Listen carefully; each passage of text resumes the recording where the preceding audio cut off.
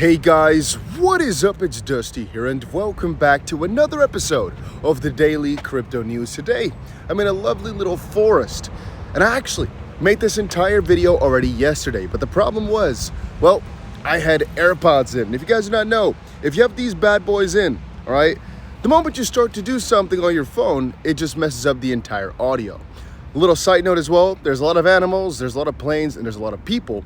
So it might be that somebody walks by, it might be that an animal starts, going rampant, and there's a dead frog on the floor, which is kind of sad, but I guess that's nature for you. So today I wanted to quickly talk a little bit about XRP. And again, I've done this video before, so I kind of have an idea of what I want to say, and it mostly goes around this. XRP has a couple of very important things coming up rather shortly. One of them is the NFT sector. One of them is the CBDC sector. One of them is the lawsuit on its own. And then the things that kind of come from that. So again, let's reiterate here. We have a couple of different things that are pretty huge for XRP that have not really at all been incorporated in the price. One of it is being this NFT realm that's on the XRP ledger that's just been underappreciated for the longest amount of time. I've said this a couple of times before, right? Brad Garlinghouse is now starting to say it over on Twitter and in different interviews, even with Cointelegraph, I believe, where they basically said in a very short amount of time, there's most likely going to be this little surge where people start to appreciate these things again, but it'll depend a little bit on Bitcoin and Ethereum, obviously. As right now, if you're going to ask me what is the reason to buy Ethereum over XRP, it's because the NFT sector is a lot more appreciated, or that the ecosystem basically is a lot bigger as of this point. But as you guys probably understand, that could change in a pretty short amount of time. I'm actually grabbing up my little flask here, as there's a lot of people coming by in just a second. I might walk for a little bit. I could actually walk if you guys if you guys want that. Not sure if the wind is not going to actually get a lot worse if I do that though. So maybe it's not a very smart thing to go about it like that. But the moment that the lawsuit is settled, I think there's a couple things coming up really quickly. One of them is the utility that comes from being able to get relisted on all these exchanges, which basically means, well, the moment it gets back on all these exchanges, people can start trading it again, can make money on it. But also, if you guys remember the CoinsPH deal, if you don't know, basically what they've gotten done, what they had done for themselves, should I actually just do a little camera like this for a little second? Can I actually just do that camera alone? That's impossible. I thought maybe you guys want to see a little bit more of the nature side of things. Thought that could maybe be funny. Just me walking through the grass away from a lot of people. I thought maybe that could be funny as well. No, I might just actually go ahead and sit down here in the grass for a little second. Let's do that. Let me sit down in the grass for a little second. Hopefully nothing falls out of my pocket. So yeah, I'm gonna sit like this. So the Coins.ph deal, I actually sat down a little while ago with one of the guys that was facilitating the transfer of Coins.ph to their new owner, which I believe is a very big, I'm not even sure what it was, like a big band. No, I'm not sure if it was or what it was again. But I sat down to one of the guys that actually facilitated that deal.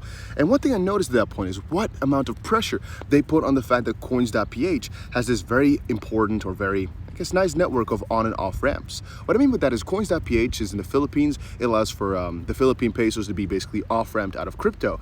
But it also is the network that they created through Ripple with all these other different banks. And that's actually a really huge deal. People don't understand how big of a deal that is when they can, for such an important market, basically get that done, specifically the more underbanked you have. And that's where I sometimes think about as well, the moment the lawsuit gets settled, we're gonna have this US on and off ramp as well.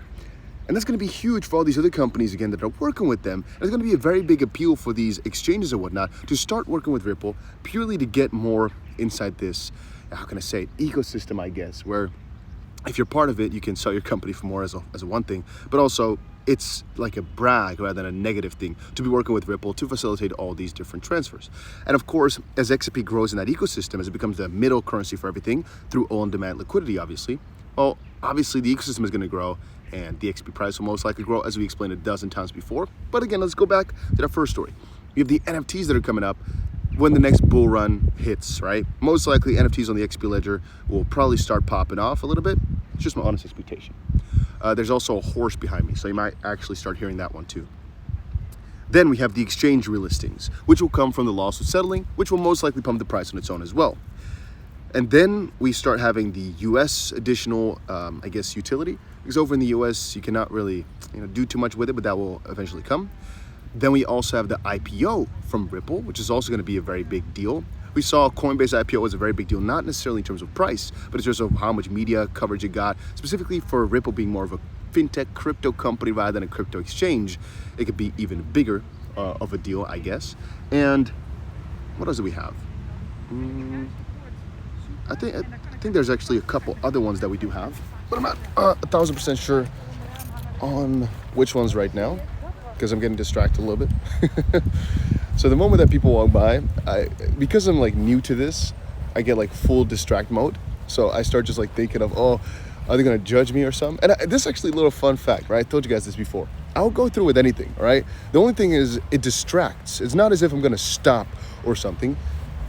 You know why? I actually read a book a long time ago. I'm not sure if you guys know this. I think it's by Tim Ferriss. I'm not sure about that. Don't quote me on that. And I think one example he made, and I did this with a friend of mine, one example he made was, if you really think that, or let people distract you or so, do something for yourself. Go to a Starbucks or whatever and go sit on the floor. So I actually told my friend, and my friend is even crazier than I am, and I said to him, okay, let's go get a drink, but then don't sit at the table. And I think the book says lie on the floor, but that was a little bit too awkward. It's like just a little bit strange to do, because I'm like, why would you lay on the floor? And we're like, you know what, let's not take a chair, let's go sit on the floor, see what happens, you know, see if you really can dare, sort of, just for the, you know, for the fun of it. And ever since that point, basically, I've gotten into a little bit of a mindset of, who gives a crap? And over in Dubai, it's a little bit more prominent, where people actually really just literally do not care what happens to your life. In Europe, it's a little bit more, I think. People are a little bit more caring. But at the end of the day, they're just walking by, right? And it's just something you have to get used to in your head when you're making these videos in real life or so. But yeah, I think I've covered my points here as to what can make the XP price pump. For the short term, and I talked about this a couple of times before, I'm actually buying quite a lot of different altcoins here. I'm buying XRP, but also I'm buying BIT. I said that before in a video as well. Everything over on Bybit as of this point, but there's a couple of exchanges I use for different reasons. I'll talk to you guys a little bit more about why I use one other exchange sometimes. Most of the time I use Bybit though, because they have the best bonuses. I told you guys before, if there's a $5,000 bonus that you can get it.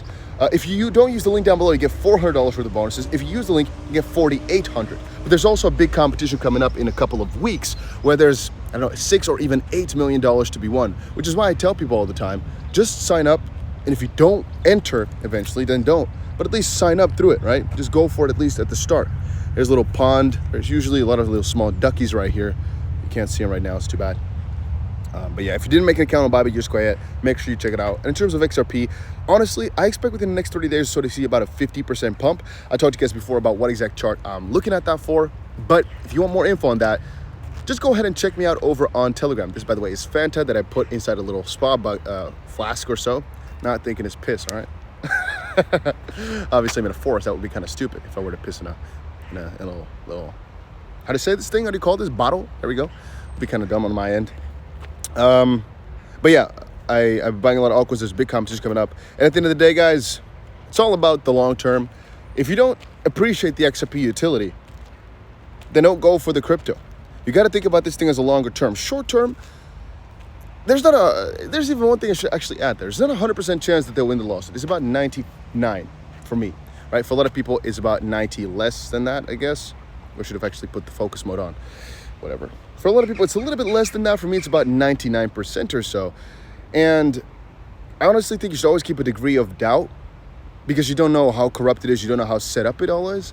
But the picture is set in my mind. You know, I have the full story ahead of myself. I understand that XP will be the first properly regulated crypto out there, and that's going to most likely pump it up and make it go crazy. But yeah, that's just my thoughts on the matter. And I think about this so often. You know, sometimes I go to the park, and this is what I very often do, and go visualize a little bit for what the plan is going to be, what altcoins I'm going to buy, and what my plan for those altcoins is going to be as well.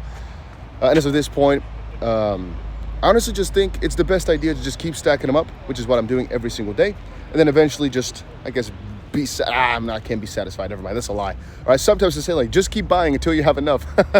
Yeah, there's never enough. It doesn't exist. So yeah, maybe I should actually hold it a little bit further away so you guys can actually see like the greenery and stuff, or maybe just hold it like this so you guys can see greenery and stuff. Well, I'm learning. All right, guys, I'm learning. Maybe eventually I'll even get a freaking camera to hold in my hand to make even better videos like that. I guess the sun is a little bit. No, it's okay. It's all good. So yeah, that was it for my visualization day today. Just been thinking I wanted to share this little story with you guys. And hopefully this video does not corrupt again, so I have to re-record, but we shall see.